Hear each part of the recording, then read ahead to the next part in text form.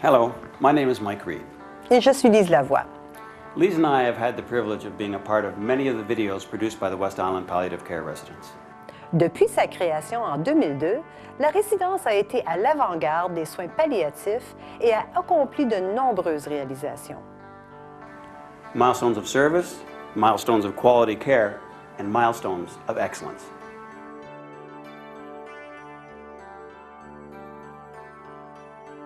Dans les vidéos précédentes, nous vous présentions des gens qui ont vécu, travaillé et sont décédés à la résidence.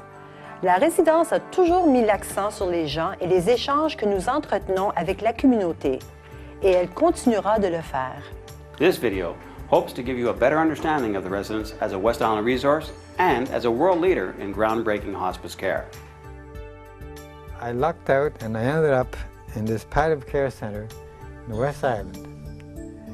And this was, to me, it was a godsend. There's that. Now what I have here is peace of mind.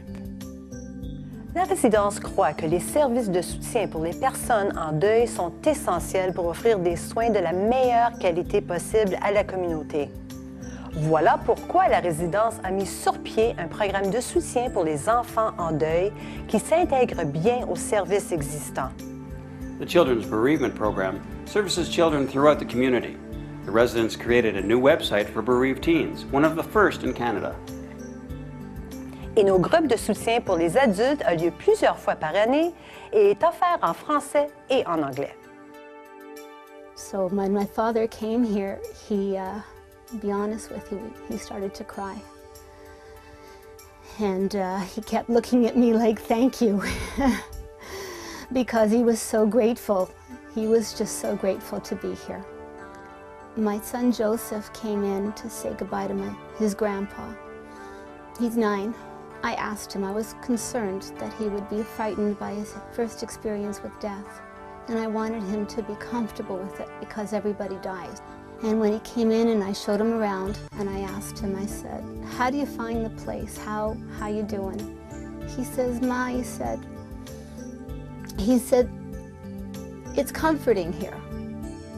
It's important to note some pretty incredible statistics that the residence has compiled. For example, since opening, it has served over 1,400 patients, as well as their families.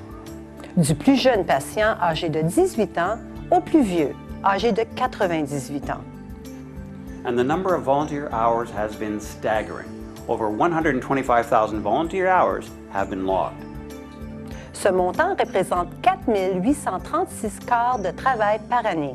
Ce équivaut à 10,6 postes à temps plein sur une base annuelle. Well, I think it's performing like the last few great services for someone, making sure they're comfortable, well-fed, making sure their family is comfortable and, fed and looked after and taken care of. And I would think it is a calling, but I think it's also not as serious as that. It can also just be, like we have fun here, we have good times. There are a lot of younger people here. We fool around, we have a great time. Always laughter going on. So there's another side to it than all the serious. Like I said, it's like a home. It's not even a house, it's a home. There's a heart in here, so. And the residents continually strive to do things that make it a better community facility. Small things like their green policy serve to set by example how to be a better citizen. Le bal de la Saint-Valentin 2010 fera augmenter le nombre total de dollars ramassés au fil des ans par l'événement à plus de 2 millions de dollars. As always, your support is needed and vital to the continued operation of the residence. The cost per patient is roughly $10,000 each. So, with an annual operating budget of close to $2 million, of which the government funds only $725,000, the West Island Palliative Care residence needs to raise almost $1.3 million each year to maintain its high standard of service to the community. People should donate money to the residence because it's a good place and you never know, you might be here. La résidence de soins palliatifs de l'Ouest de l'île est reconnue depuis longtemps pour son excellence au Québec, mais cette réputation se répand maintenant à l'échelle nationale. For example, our own Rose DeAngelis has been recognized with the Canadian Hospice Palliative Care Award for her excellence in palliative care in Quebec and Canada. Bravo, Rose. Bravo! Un prix récompensant les aînés d'exception au travail a été décerné à Clarence Cusson. Clarence offre à la résidence plus de 4 jours et demi par semaine en heures bénévoles, une véritable source d'inspiration. Teresa Deller earned the Canadian Living Me to We Award for caring for the community. Teresa is a deserving recipient of this prestigious award. Le gouvernement a reconnu Laurie Morris pour sa gestion des fonds publics et la transparence de ses rapports. So as you can see, making the residence more than just a building takes people. People like you and me who are committed to ensuring that a much-needed institution like the palliative care residence can continue serving. Le besoin existe. En tant que communauté, nous devons nous engager, que ce soit en donnant du temps ou de l'argent, afin de permettre à la résidence de grandir et de trouver de nouvelles façons de servir sa population. The last word belongs to Rick. He spent his last days at the residence with a dignity and grace that was rare to see. His heartfelt plea to support the West Island Palliative Care residence was as touching as it was emotional.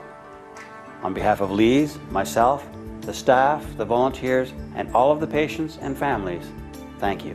Merci. If I were to try and summarize this, I'd say it's a bad news, good news thing. The bad news is, Rick, you've got terminal cancer. You're going to die.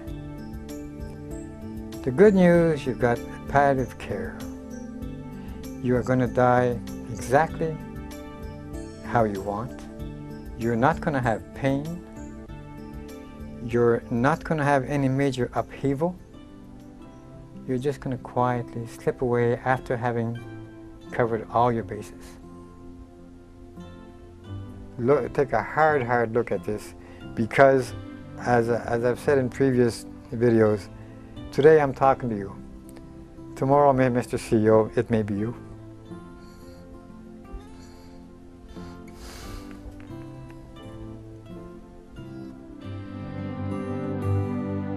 I get where I'm going